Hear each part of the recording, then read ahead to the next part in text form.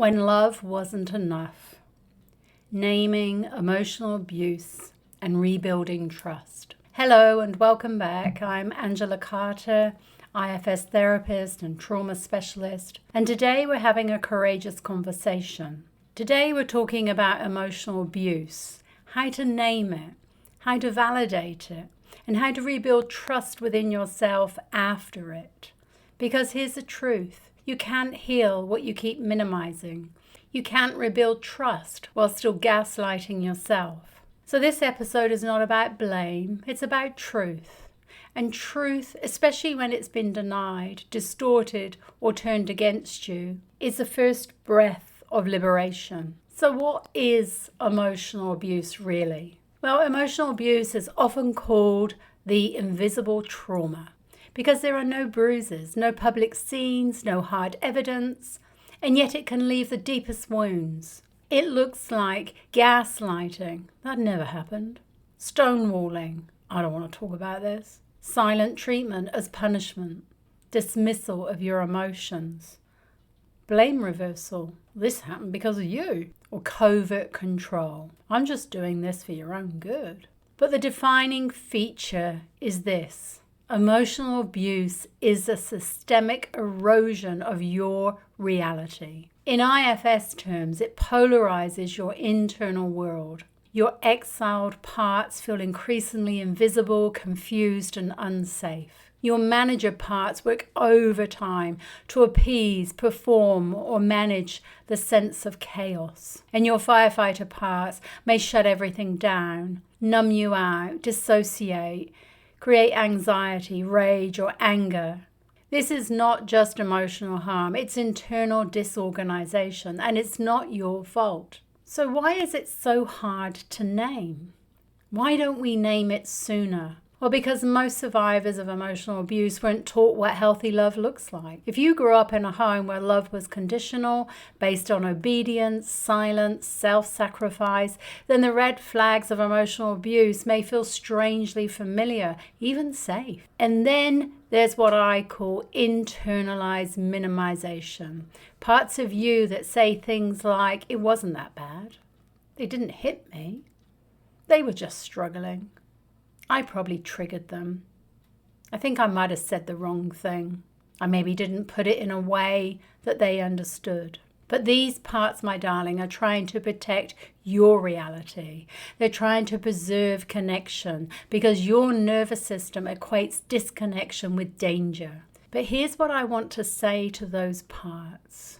Gently and quietly. You don't have to keep rewriting the story to survive it. The truth is safer now, and you don't have to walk back into harm to prove your worth. So let's just pause and do something brave together. If it's available to you, just gently close your eyes. Place your hands on your heart and breathe. Feel the rhythm of your heart. Feel that warm breath in and around your body. And repeat, either out loud or in your mind, what happened to me was real. The way I felt mattered. It wasn't my fault. I deserve love without conditions. This is what we do in trauma healing. We speak truth into the space where silences once lived. We don't have to tell the world.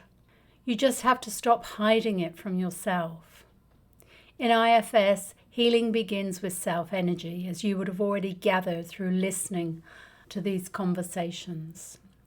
Self-energy sits beside the parts that still doubt, still rationalizes, still wonder. If it was really abuse. But yes, my darling, it was. Your self-energy is not here to argue. It's here to say, I believe you. I believe all of you. This was how you felt, and this was real. So let's talk about what comes next. rebuilding trust, not with others, but with you. Because we can't build trust with others if we don't trust ourselves. And because when you've been emotionally abused, the biggest loss isn't the relationship. It's the rupture in your ability to trust your own perceptions.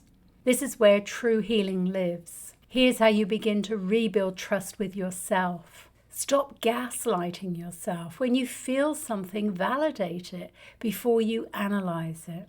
Say, this may not make sense yet, but I'm allowed to feel it. Reclaim your voice.